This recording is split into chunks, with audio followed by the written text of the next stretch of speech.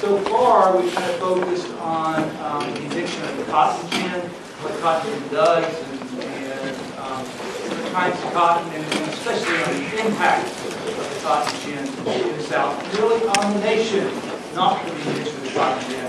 You know, it might not have been a civil war. It might not have been a civil war, though, with a lot of other things that happened. So cotton has this huge impact. And one of the impacts of cotton is that, the key impact is that it leads to the spread of the plantation system, which had mostly been isolated to the seaboard parts of the southern states. The plantation system across the southern interior, with this new, really profitable staple crop, which leads to the expansion of slavery across the southern interior. This should lead to all kinds of conflict between North and South about whether or not slavery should be allowed to expand. So, I'm going to stop talking about cotton for a minute and shift gears and look at slavery itself. And we'll see that historians really disagree about the nature of slavery and what the relationship between slaves and masters was really like. There's been, over the last 100 years, certainly a lot of disagreement in trying to define what the system was like. So there are some basic facts that historians do agree on. So let's start with the basic facts.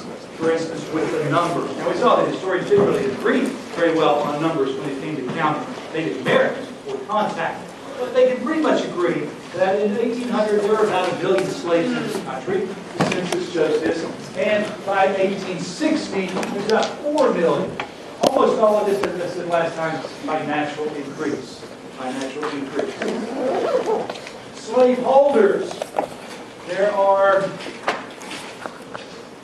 I think, about 15 states in 1860. I don't remember exactly the number, but it doesn't really matter that much. 15 or 16 states that are slave states in 1860. Within the southern states, only about 1/3 of whites, southern whites, own slaves. Only about 1/3. So 2/3 of white households in the South do not have any slaves in them. 2/3 of white Southerners don't live in households with slaves. And of this 1/3 of slave owners, only 1/8 of this 1/3, about 4% of the Southern white households, were actually planters. In other words, they had 20 or more slaves. It's a fairly arbitrary definition. But basically, by the time you've got 18 or 20 slaves, you don't have to work anymore.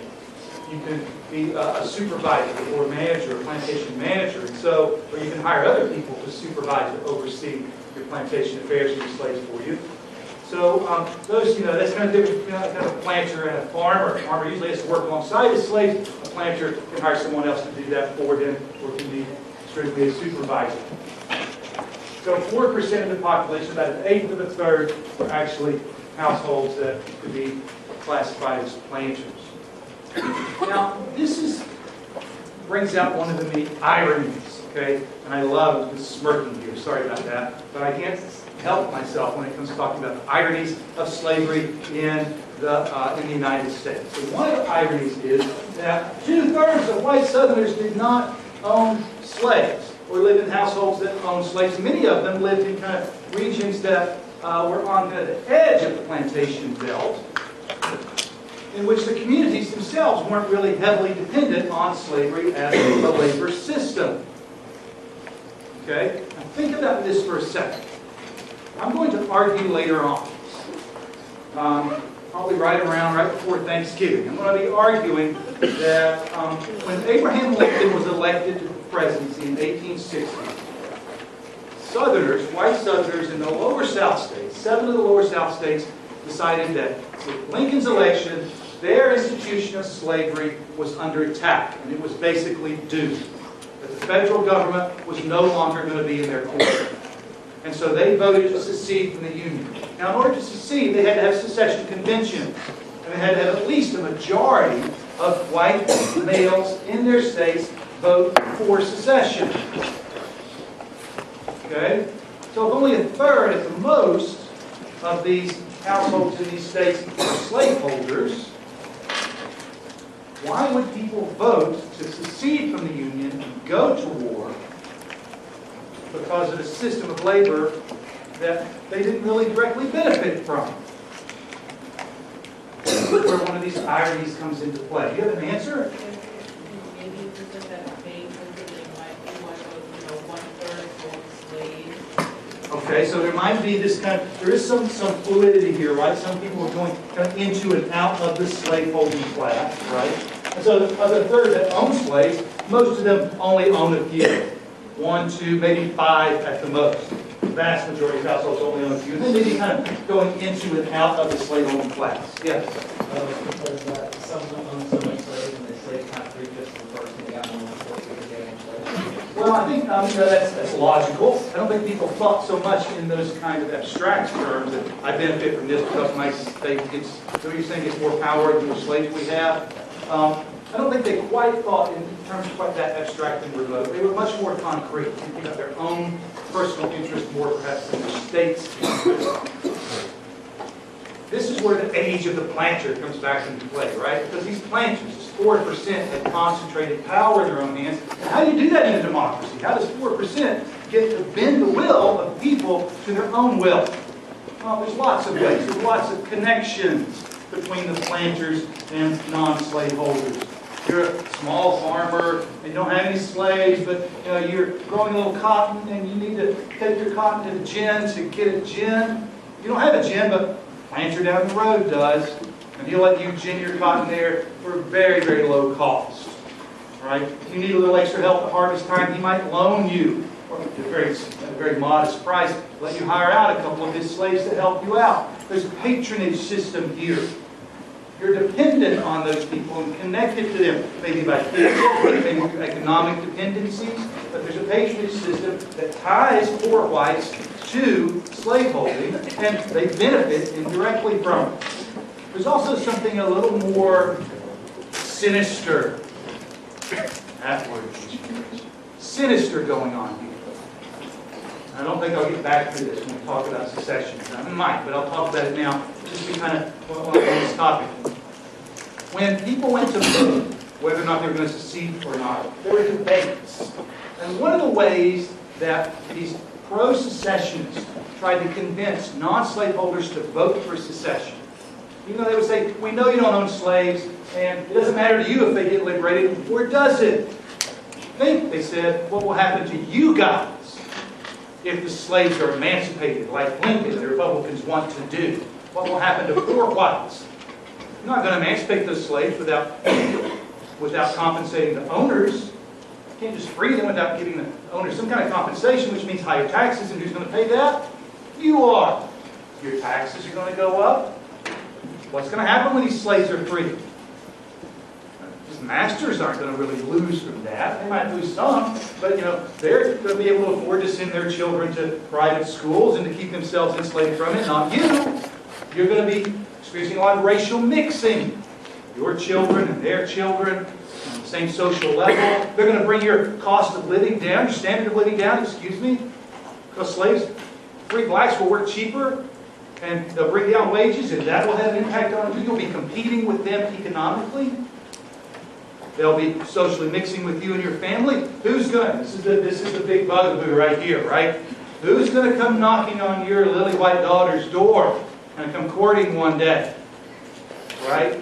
The fear of racial mixing, they called it miscegenation, racial mixing, especially the spread of the purity of white women, was a big, big concern for non-slave holders.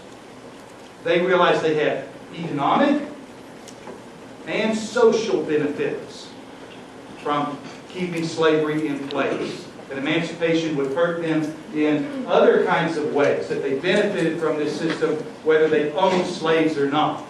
Just like we all benefit from systems of exploitation, whether we directly participated in it or not. Okay. Went off a little bit there, but I wanted to dwell on the diaries a little bit because I can't help myself. All right, so slave owners, almost a fraction, a minority of white Southerners own slaves, and a minority of that minority are planters. And most of these slave owners only own a few, 1 to 5, right? So most slave owners don't own very many slaves. However, and looking at this from the slave's perspective, most slaves at the same time lived on large plantations. Most slaves, the majority of slaves, lived on plantations where there were 20 or more slaves. where slave populations were concentrated. Mostly in the Cotton Belt was where there were a majority of these southern slaves lived.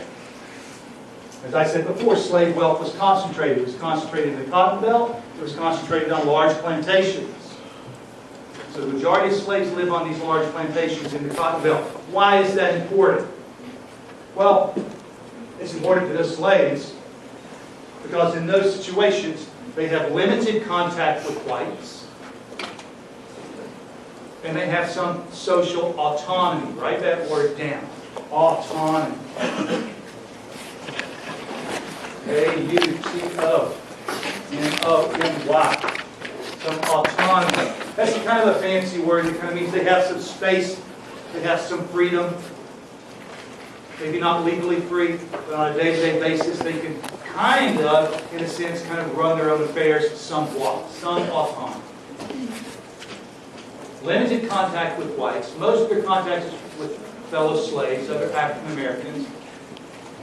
In these kind of places, they develop a sense of kind of insular communities.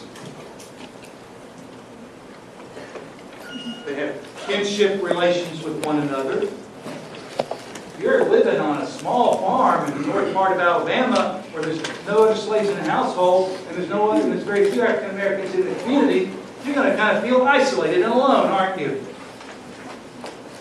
It's going to be, it's going to be much different than if you lived in the Cotton Belt. Yeah, the work down there might be a little harder, but at least you're going to be among friends, and you're going to be able to form families, and you're going to be able to kind of create your own culture in a sense.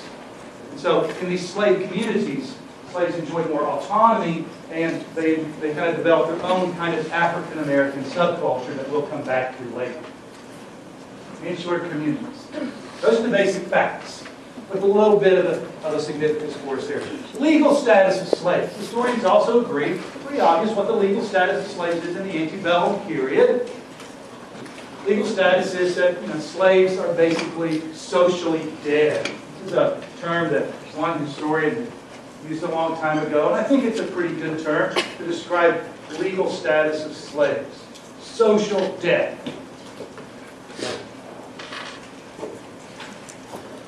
Slaves can't marry. They can't make contracts. They can't legally form families of their own. The only relationship that matters under the law, as far as a slave is concerned, is the relationship with his or her master or owner. It's the only relationship the law really recognizes. Social debt.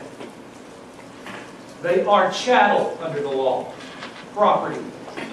They can be bought and sold and traded and lost in card games and given away as gifts, bequeathed in wills, tortured, starved, mutilated, even murdered because they're property with little consequence legally to the people that do these things to them, to their owners. They have no identity under the law apart from their masters. It's much worse than coverture is for women. Slavery is much, much more negative social status. Socially dead. This is under the law.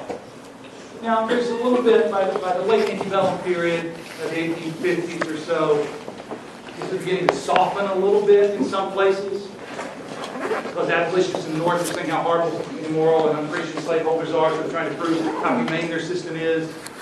And so, for instance, when a slave woman in Missouri in the 1850s, Celia was her name, when she had been a mistress to her master. He basically bought her as a teenager just so he could use her as a sex slave, raped her on the way back to the plantation. Couldn't even wait till he got back to the house, right? Along the road, raped her, turned her into his sex slave. She had a few children by him, but she fell in love with another man, a slave on the plantation. And he said, "You got to get rid of the old man." So that night, she killed him when he came for his conjugal visit. And she cut him up, put him in the fireplace, and turned him over all night. The next morning, his grandson threw his ashes out. And it was the whole scene where his grandson's breathing in the ashes of his grandfather and doesn't even know it. Anyway, she kills her master. And Celia, in the 1850s, actually gets a trial and gets lawyers to defend her and has a fairly impartial trial. A judge that even tries to be impartial. She's convicted, and she eventually hangs after she has her baby. At least they let her give birth before they execute her. But this was the South kind of putting on a show. Putting on a show that, you know, we are fair and impartial and we give people the benefit of the doubt, even our slaves. By the 1850s, this softens a little bit, but for the most part, this is the legal status of slaves throughout most of this period, social death. Of course, on the ground, it's much different and much more complicated. And this is where historians begin to really disagree. Slave-master relationship. Historians' views have differed greatly. I'm going to give you a few of these views. They're not on the slides. I'm just going to write them down for you. One of them is the earliest historians who began to look at this issue of what was slavery really like, what was life on the plantation really like, came along in the early 1900s. And these historians saw the plantation as basically benign, as the slave system as basically benign. A fairly harmless system that actually was there for the benefit of the slaves. They saw the plantation as being a school for civilization. And these historians argued, basically, and kind of consistently with the racist assumptions of the early 1900s, they basically argued that slaves were essentially, that the African people of African descent were essentially savage. In their essences, they were savages. Not just racially inferior, but far inferior. They could never achieve the kind of high levels of civilization as white Westerners had. And the plantation was necessary, the necessary institution to kind of tame their savage natures, to control them. Introduce them to at least some sense of civilization. So, in other words, plantation played a benevolent role. It was like a non-profit institution.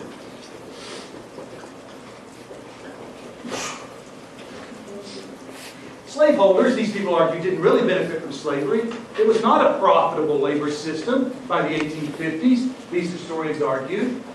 It continued to exist for the benefit of the slave. The master has to bear the burden of caring for these people who can't care for themselves. A non-profit institution. Slavery was basically benign. Masters were kind and paternalistic. They were like kind fathers to their slaves. Slaves in return were loyal and faithful and devoted.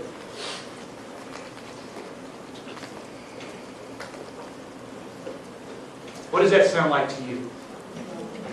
A racial myth, right? A racial myth. And you think about when this interpretation, and by the way, this is not, rednecks from Tennessee where I come from, right? These are academics, an academic interpretation of what slavery was like. And I can say rednecks because I'm from East Tennessee, and it's okay. But it kind of was one. So, probably still am. So. But it's my own essence, right? Think about the early 1900s. What's going on in the South in the early 1900s?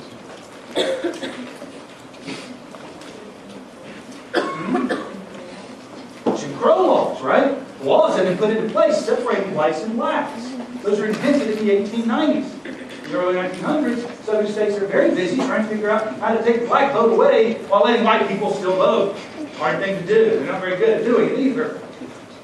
So there's this kind of systematic, institutionalized discrimination against African Americans going on in the South in this period. And what better way to prove that they deserve it, that this system has to be in place, this Jim Crow system of segregation, and by saying these people are savages. We need control. And we need, now we no longer have the institution of the plantation, we need other kinds of legal systems in place to keep them separate and to control them. A school for civilization. These are the same folks in the early 1900s that undercounted, that kind of lowballed the numbers on Native Americans because they also were savages who couldn't support large populations, right? Same kind of folks, same kind of racist assumptions behind this. Now, this interpretation reigned supreme for about several decades, and then in the 1950s, another kind of, going backwards here to the left, I should be going to the right. Then in the 1950s, another interpretation comes along where historians begin to say, it wasn't a school for civilization, it wasn't benign, it was actually more like a penal colony or a death camp. These are the metaphors historians in the 50s started to use to describe slavery in the plantation. It was a brutal system, a dehumanizing system.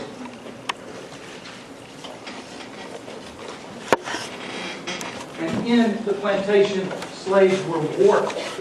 It wasn't that they were, faithful and loyal and devoted. It's that they had their wills broken, the humanity stripped away, their personalities warped. So that you get what one historian called the Sambo type of slave. Bowing, shuffling, scraping, yes, massa, kind of slave. That is so, kind of stereotypical. You get that kind of slave. He's not really that way. He's had humanity kind of stripped out of him by this inhumane system. Now, what's going on in the 1950s that might be changing or challenging this earlier interpretation of slavery and plantation? What's going on in the 1950s? The Civil Rights Movement, right? African Americans are rising up to challenge the Jim Crow system. And historians are kind of falling in step with that and taking a new look at what slavery must have really been like and challenging the reigning interpretations that it was a benign system. Pretty quickly, though, some historians kind of recoiled at this. Because what this does, it treats the slaves as pure victims, right? Pure victims of a system. They don't have any control. They don't really have any will of their own. They don't have what would be called agency. The slaves in this depiction aren't historical actors who make choices of their own. They're not historical agents who shape their own world. They're just steamrolled by the master class. And so in the 1960s, you get a reinterpretation of the plantation and the slave-master relationship that highlights the agency of slaves. One of the earliest books to do this was called Roll, Jordan, Roll. The subtitle was The World the Slaves Made.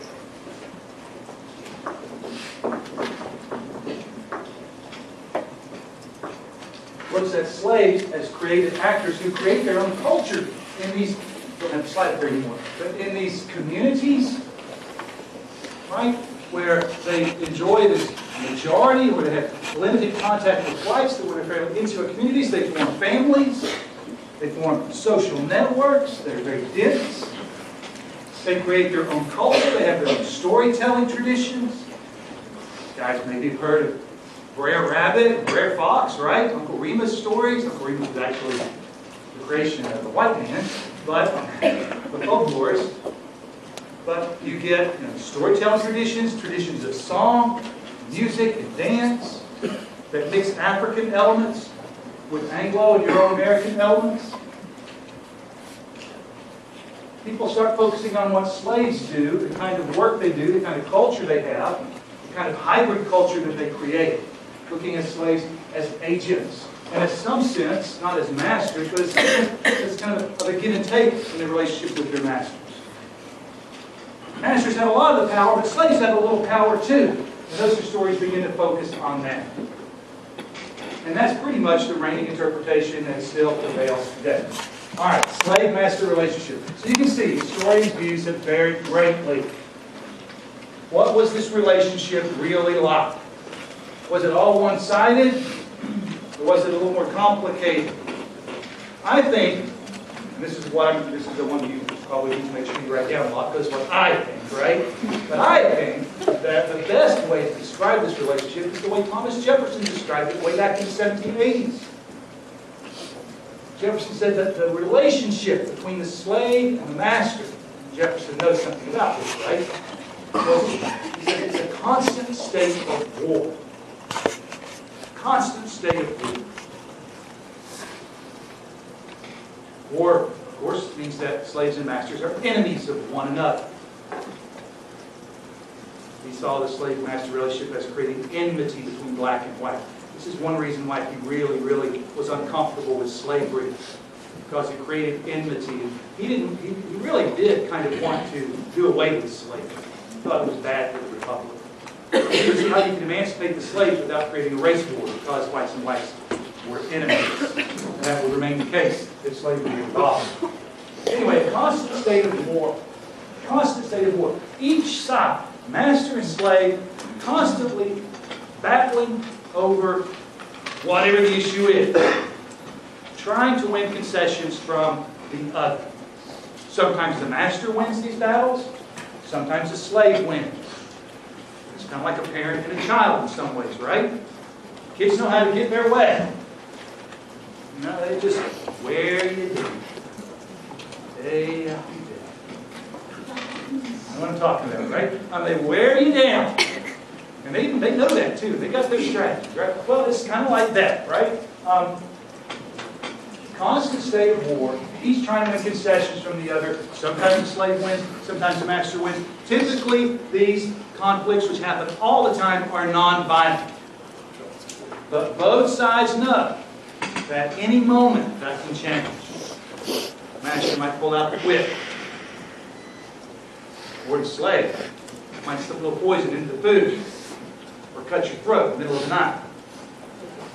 Both of them know that that can change at any moment, and that makes this relationship very dangerous in a lot of ways. Constant state of war. I want to kind of flesh this out a little bit with an example from one slaveholding planter's experience, a guy named James Henry Hammond. Okay? James Henry Hammond. He's pictured here. James Henry Hammond, the guy that I've already mentioned his name, who said, "Cotton is king. No one dare make war on King Cotton." He said a lot of clever things like that. He was a newspaper editor. He wasn't even born in a slave-holding family. He didn't grow up learning how to be a master. But he was ambitious and he was smart. Came from South Carolina. And one thing that smart and ambitious men do is they find wealthy women to marry so they can marry into wealthy families. And that's the first thing he did once he started climbing the social ladder. Made a good marriage, and before you know it, a young man in his 20s finds himself, never had any experience being a master, finds himself the master, thanks to his wife's wealth, of a 1,000-acre plantation called Silver Bluff Plantation in South Carolina on the Savannah River, and 147 slaves.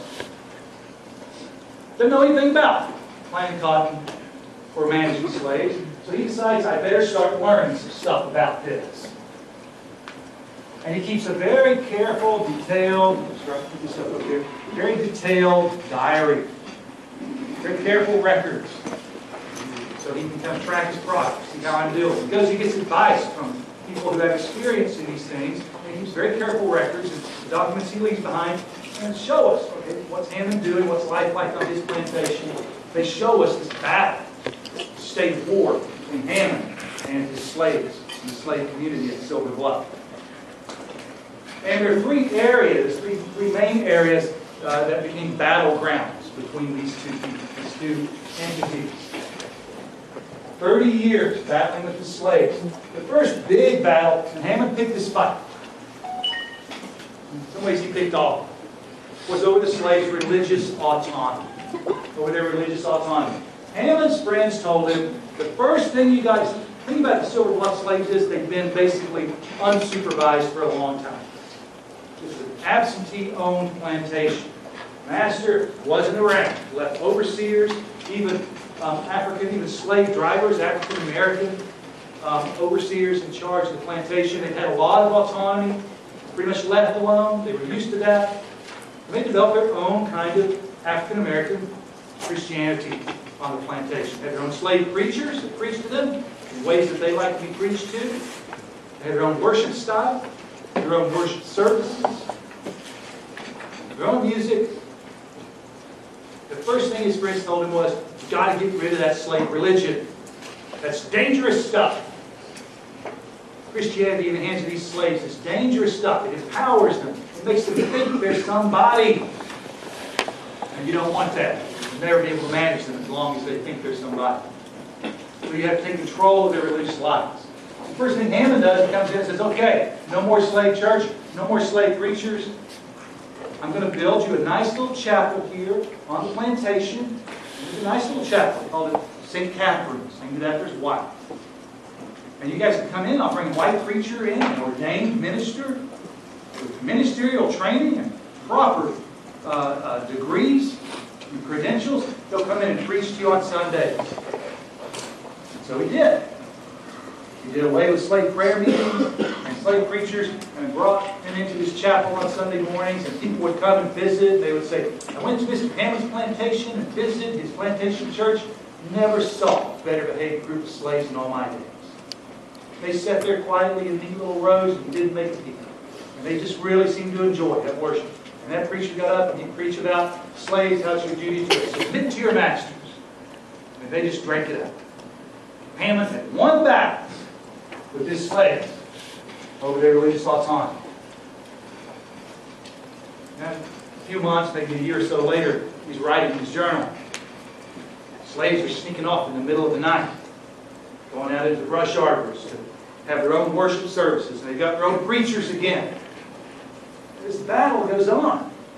He thinks he's kind of mastered them, but they're sneaking around and they're insisting on having their autonomy, especially their choice of religion that they practice, something all their own. Over the system of work. Eventually Hammond gives up on trying to control slave religiosity. Over the system of work. Oops. All right. Task versus gang labor. Two kinds of labor systems that people used on cotton plantations, and generally on plantations in the South. The task system, where the overseer would give the slave certain tasks to do. And once they were done, they could knock off for the day. All right, so they say, okay, you got to chop a quarter-acre of cotton. Your hoe, weed that cotton. Chop a quarter-acre of cotton. That basically takes a day to do that, to do it right. Chop a quarter-acre of cotton, you can go home. That's your task for the day. The other system was the gang labor system. We had a group of slaves, with an overseer watching them in the field from sun up to sundown, basically working on the clock. Task and gang system. Slaves preferred, what do you think? The task system, right? They didn't like that somebody looking over their shoulder all the time. They like to kind of manage their own time, just give them a little more autonomy. If they worked hard, they finished early, they could go home early. Why wouldn't masters like this system? Maybe it was inefficient, right? And that's what it was. As far as Hammond was concerned, it was a waste of time. I give them a quarter-acre of cotton to chop, and they go and they do a really bad job of it. They finish by noon, and then they go about their own business. That's not an efficient use of their labor.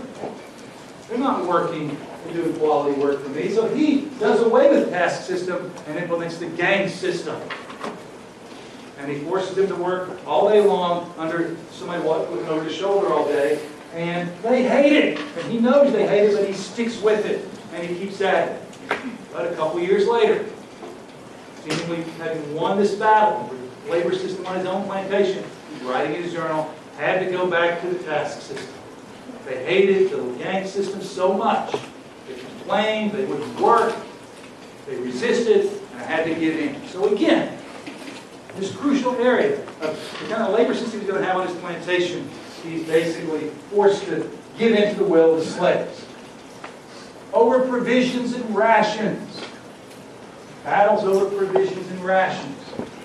Hammond wants to be the giver of good gifts. All right? So each month he gives out the monthly rations for his slaves, clothing and food. They have to come to him. He doesn't manage them on a day-to-day basis. He has overseers to do that, but this is his job. He's going to be the good guy. They come up, and they smile, they bow, they shuffle. He gives them their cloth, and he gives them their food. He's the giver of good things. If the overseer treats them unfairly, they can always appeal to the master. And sometimes he'll side with them, with slaves. He's a just man. He's a good man. He is the benevolent father of the slaves on the plantation. He plays that role. That's what he wants to be seen. He doesn't discipline his own slaves. He leaves discipline, whippings, punishments up to the overseers. He's the good guy. Now, in return, what does he expect? Loyalty, faithfulness, and gratitude, right? If I give you good things, you better be grateful for it. Oh, why is he writing his journal? Went out to get my potatoes out of the ground. He saw that somebody had stolen all my potatoes before I could even get them out of the ground. No potatoes. They're stealing food, even though he supposedly gives them plenty to eat. His pigs are always going missing. Slaves stealing food, stealing rations. Even at one point, he discovered, before it was too late, fortunately for him, that they had tried to dig a tunnel under his wine cellar. They were going to break into his wine cellar and steal all his wine.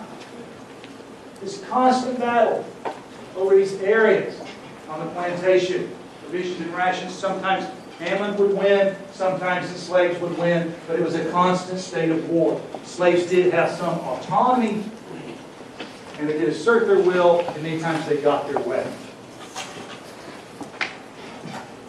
Runaways, emancipation in the slave community. Oh, you read.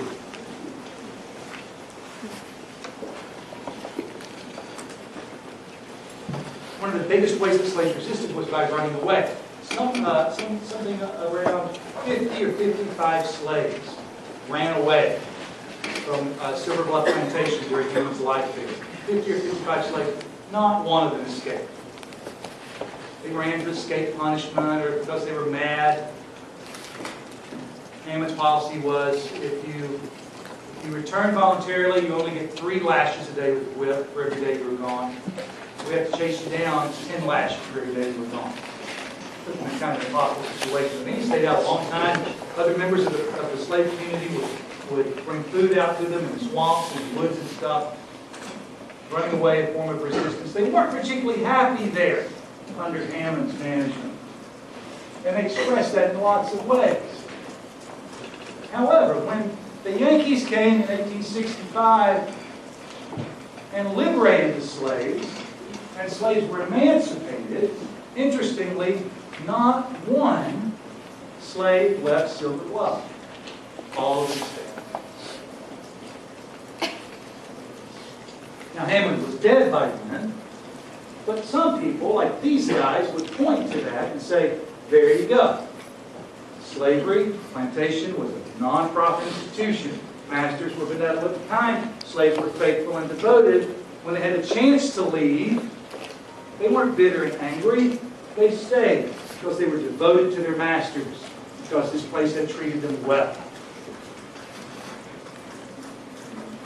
However, the slaves themselves would probably tell a different story. It was the community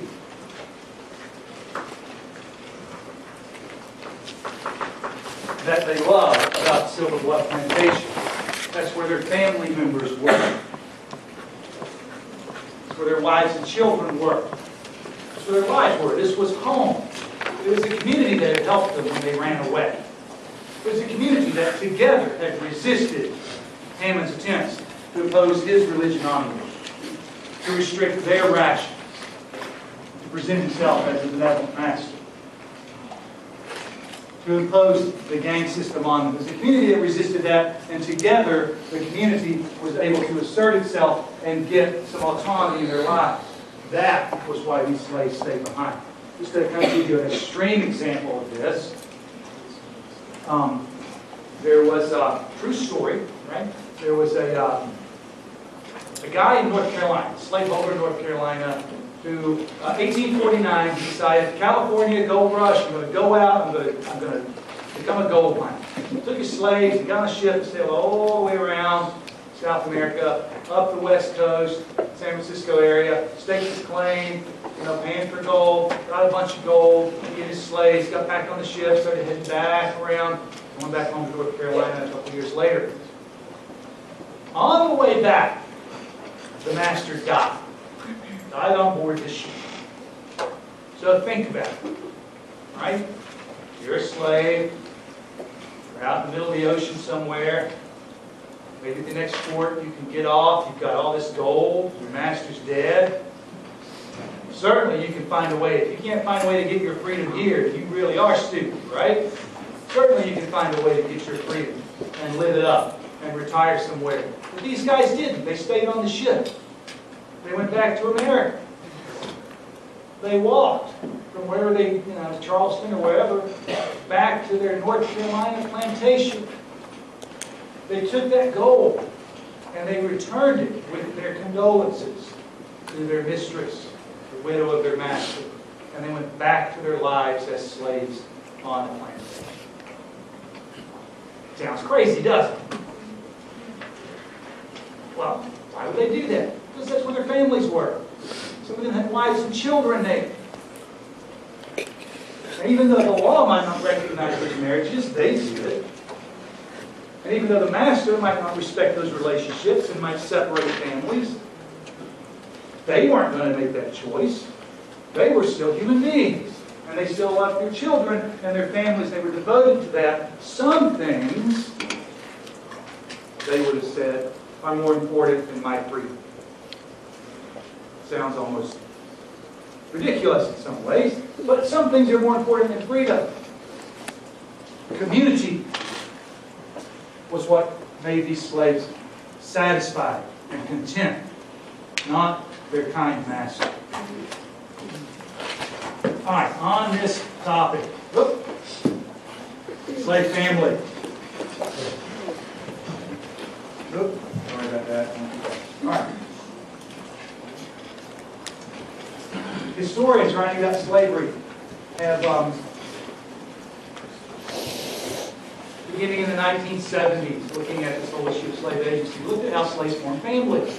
Now, the traditional idea about slave families is taken from something like Frederick Douglass.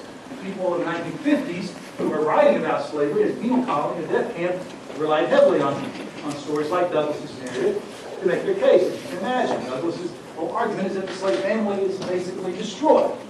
It doesn't really exist in kind of functional sense.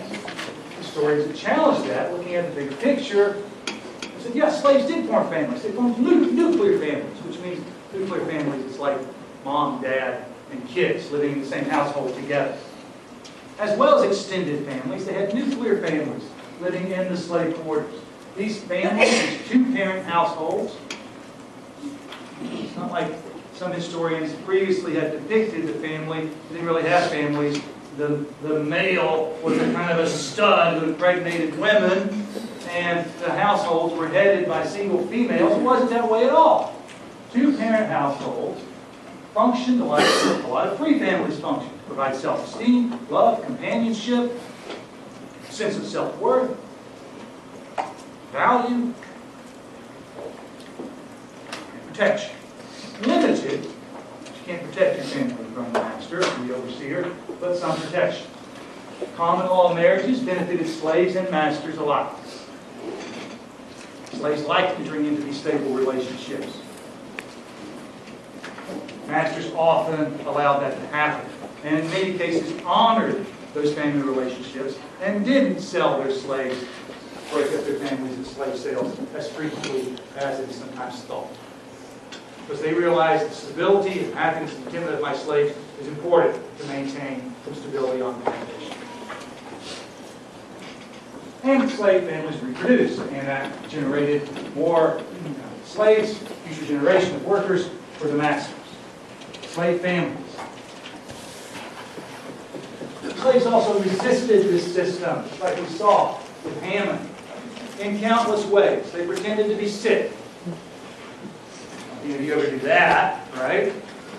But they didn't want to go to work that day. They aimed sickness. They didn't like the way they were being treated. They might slow down work. I don't like this gang system. I just broke my tools, right? Accidentally. Can't work any faster. The sun's too hot. Seems like I worked a lot more efficiently under the task system, right? They would feign sickness. They would slow down work. They would steal, as we saw with Haman's family. If you're stealing my labor from me, it's okay for me to steal stuff back from you, because I really earned that. You're withholding from me.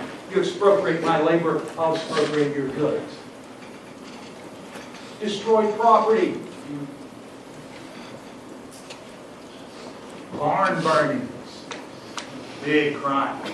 Burning barns. Seems to be happening a lot at harvest time in these slave communities. And running away. A lot of slaves ran away. We'll talk about a couple of noteworthy fugitives real quick. Frederick Douglass, you can see this poor guy here. This was a picture taken when the Yankees came through and liberated slaves in the Lower South. This guy's been whipped pretty bad. Those are scars from whippings. A couple of noteworthy fugitives. William and Ellen Craft.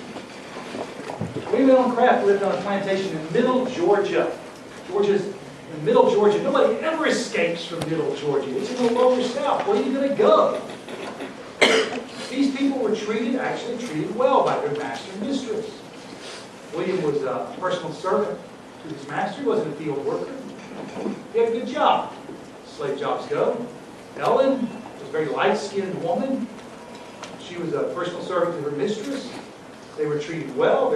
Their master and mistress were Christians, belonged to the Methodist Church, allowed them to marry, swore that they would never separate them. They would honor their family relations. But they were afraid. They were afraid to have children, that maybe something would happen. The master might die. And then, as property, they would go to the next of kin. And they would be separated. They couldn't guarantee the security of their children. It wasn't their treatment that made them want to escape. It was they couldn't stomach the possibility of having children in this kind of a situation, knowing those children might be taken away from them. And they wanted to have children. Those family issues, not poor treatment, that kind of drove them to escape. How did they escape? Well, you see here Ellen, a light-skinned woman, looks almost like a white woman. She dressed up like a white man, cross-dressing and racial passing. She dressed up like a white man. They got permission from their master and their mistress to kind of go visit over Christmas holidays. And they used that opportunity to secretly escape. She dressed like a white man, and William, her husband, actually went as the man's personal servant, accompanying him on a trip north for his health. And in order to keep from having to talk, so her voice wouldn't give her away, put a big bandage around her head. She looked awful. And she couldn't write her name, because she was illiterate, so she put another bandage around her arm so she wouldn't have to sign her signature on stuff as she traveled. And William posed as her servant. And they went down to Savannah, they got on a boat, they went up to Maryland, and they got on a train or a coach and went to Pennsylvania and made it to freedom. Their narrative was called Running 1,000 Miles to Freedom. Famous fugitives. Narrowly escaped a couple times. They were almost caught. William and Ellen Craft. I'm going to have to stop because I'm out of time. We're almost done anyway, so we'll talk about Frederick Douglass last thing on Friday. See you guys later.